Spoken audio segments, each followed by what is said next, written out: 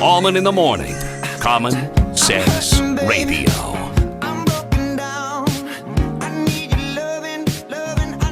Hey, Katie, Yes. turn that music off for a second.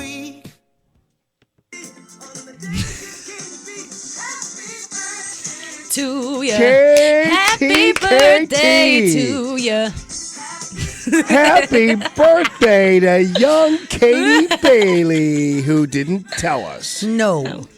I think for some reason I thought I maybe knew it was this week, but then I got sidetracked with all the busyness. And then, of course, like I was out of town for Denise's birthday, I'm out of town for your birthday. I know. It's such a crazy Unbelievable.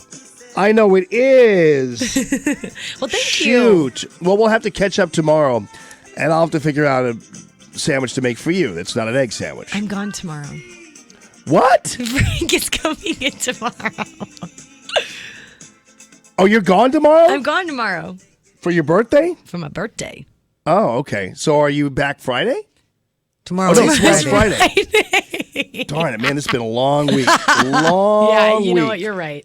I know. Oh, darn. Well, I missed your birthday then. Well, That's okay, okay. Monday we'll all celebrate your birthday, late okay. birthday. And then Pippi's is coming up, so we'll have to Yep. figure that out too. Hers is the 12th.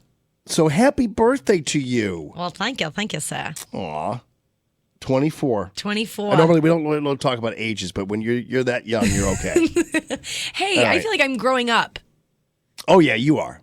Fast in this business, right? It's because of the show. All right, let's get to Chris Wallace. Fox News Sunday is holding on. Doesn't want to. Chris Wallace. You know, oh, by the way, you can say happy birthday to Katie Bailey if you want to. Happy birthday, Katie. Thank you so much, Mr. Wallace. Yeah, you can call me Chris. Don't make me feel 200 years old. Okay, thank you, Chris. So, Chris Wallace, I'm down because I can't celebrate with Katie because I'm down in Springfield, Missouri. Last night, Ted Cruz was in town helping to rally the troops for Senator Blunt as well as the Trump ticket and is boarding a plane with Mike Pence today. Pence, an original endorser of Ted Cruz. And so it looks like one of the guys who, well, took a lot of grief in the middle of the summer over his lack of support, or seemingly so, of Trump, now fully on board with Donald Trump. You think that makes a difference? No, not much.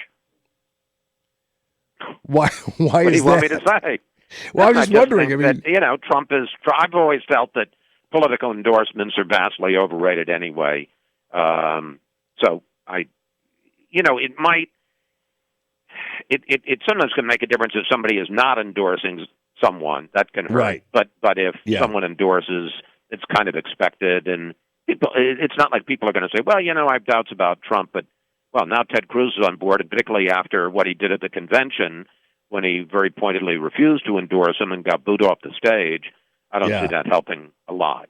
I got you. Well, there's a lot of activity at Fox News. I know today, after yesterday, Fox News is reporting that there are FBI sources saying that there is a high potential for an indictment over the Clinton I think that's Foundation a little deal. overstated. What I think you could say is that I've talked to Brett Baer, who's done the reporting. I think you could say that there's an active investigation on the Clinton Foundation going on that clearly is going to proceed past the election.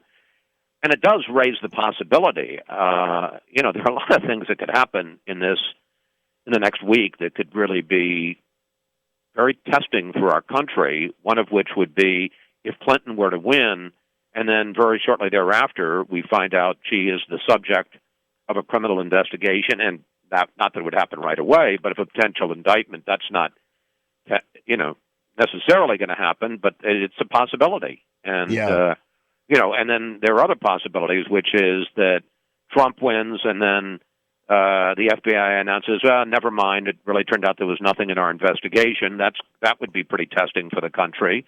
And then there's always the question, which I asked Trump at the third debate, which is, will he accept the result of the election if it's a clear decision? I'm not talking Florida 500 votes, but if it's a clear decision, then that's very much up in the air. So, I think an awful lot of people just want this whole thing to be over, and it's not going to be over. Regardless of what happens, whoever wins, whoever loses, the ugliness, I'm afraid, is not going to be over on November 9th.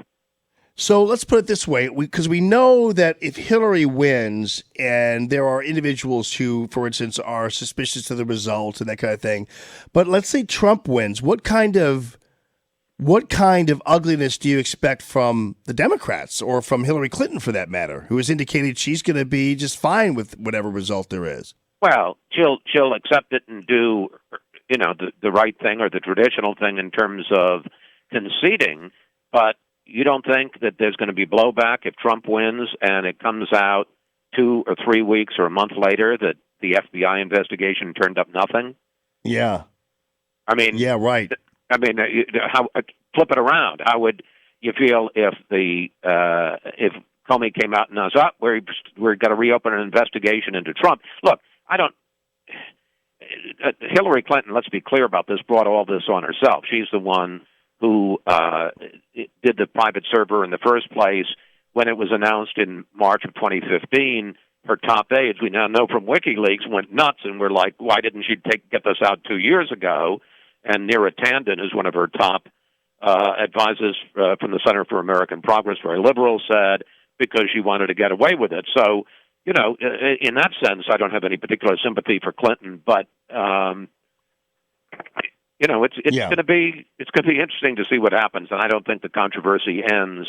And whoever the winner is, I don't think it's a traditional election where we all, which is the way it should be in this country, which is like it or lump it, that we all salute smartly and support the winner. And I don't know how you feel, but I think that's the way it should be in the country, because it's now the president for all of us. And obviously over time we're going to have things we don't like about that president, but at least we ought to begin by all supporting the president.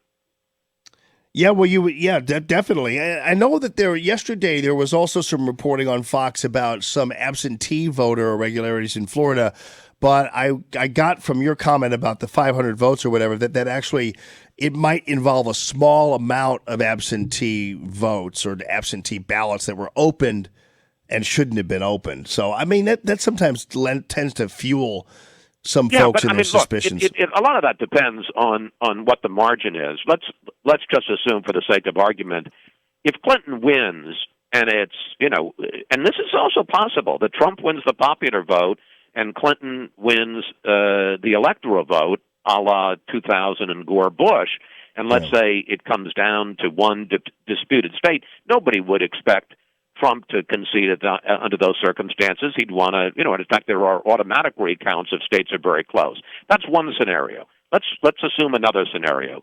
If Clinton wins by millions of votes, let's say 2 or 3 million votes, and she wins by dozens of electoral votes, so that even if there is a tight state, it doesn't matter. Even if Florida were to go is in dispute, she still is over 270 without Florida. Then I would hope, the same in reverse, I would hope the loser would endorse the winner. Yeah, and it's even funny to think. Can I just say something? I feel like I'm talking to my 8-year-old grandson. I have the sense I'm getting about 65% of your attention today. No, I'm listening because I think you're distracted.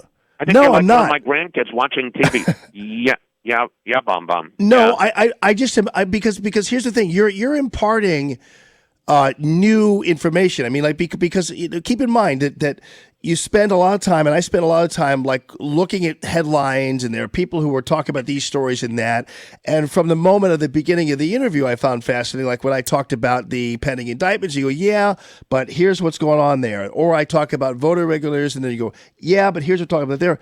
I actually am intrigued by what you're saying. You're filling in a lot of blanks that otherwise we don't know would be what the result in Florida is going to be. I'm sure there are voting irregularities, but there's obviously a question of, is it enough that it might make a difference? Well, then it's important. If it's right, if we're talking about 500 votes, and look, one of the things we've learned since 2000, we're never going to have a perfect election because there's just always going to be some irregularities. You just want it to be a good election, a fair election, and if there are 500 irregularities, but somebody wins the state by 1 million votes, well, then it's not the difference between winning and losing. If it is the difference between winning and losing, all heck is going to break loose. And then I was intrigued by your comment and that's also what I was thinking about when you said, well, let's say Hillary Clinton wins by 2 to 3 million votes. And I was thinking in the back of my mind, I'm going, wow, that is unbelievable in a country of 300 million people that a victory by 2 to 3 million votes is resounding, right? But in well, the it's not context, a landslide. It's a close election, but it's not an election that you're going to sit there and contest. Right. Yeah. I mean, think about 2000. I think I'd have to. I think that what did Gore beat Bush by? Was it like 500,000 or a million? I mean, it was less, I think, than a million. I thought it was almost. I think in Florida, I thought it was 100,000. So I don't know, but yeah, that's crazy to think about. But I had also read, and you pointed this out, and I'm glad you did, that it almost seems very likely that Donald Trump could win the popular vote, but not the electoral vote. Well, that's certainly a possibility. I mean, at this point, I'm now going to tell you what the 2000 presidential popular vote was. All right. So I'm not. So again, just make no mistake. I'm not distracted. For a little bit. I'll sit there. My gosh, it was 500,000 votes. Bush had 50,400,000, and Gore had 50,900,000. I mean, that really is unbelievable. I mean, that was a dead heat. It was a dead heat, and that's why you got that. But well, now let's look at. And then in I Florida, I thought great. This must be great radio. I thought now look at what the 2012 popular vote was. Yeah. We're two guys on our computers.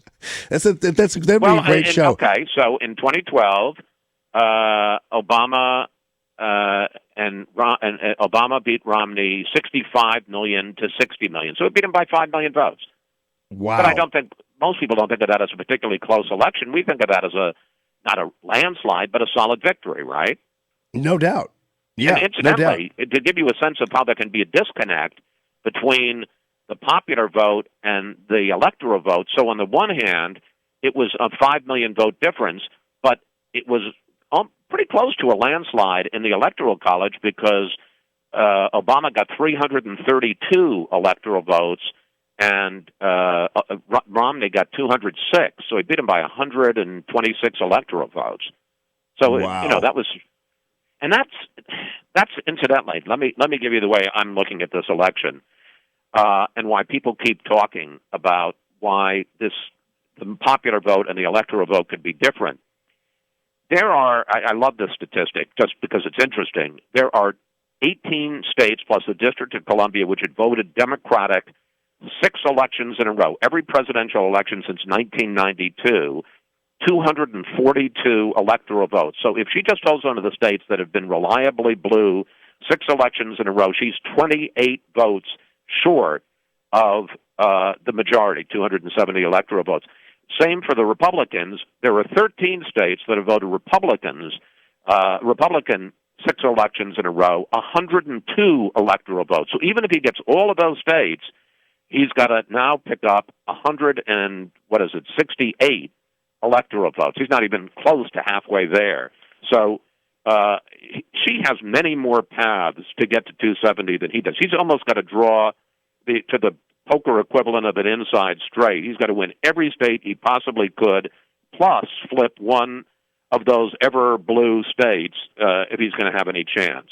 And incidentally, I mean, so not included in those states that get her to 242 are Florida, Ohio, Arizona, Nevada, Colorado. So, she can lose all of those states and still be only 28 away. And he can win all of those states and he still doesn't win the presidency. He's got to take a Pennsylvania or a Wisconsin or a Michigan. He's got to take one big, reliably blue state if he's going to be president. So it's going to be tougher for him than it is for her. He's got to do what Howard Dean screamed about way back That's right. So what's on Fox News Sunday this weekend? Well, we're going to be in which I've not seen yet. I'm going to see tomorrow, but I'm told it's a space age election night set, that it's really all the bells and whistles that are in modern technology.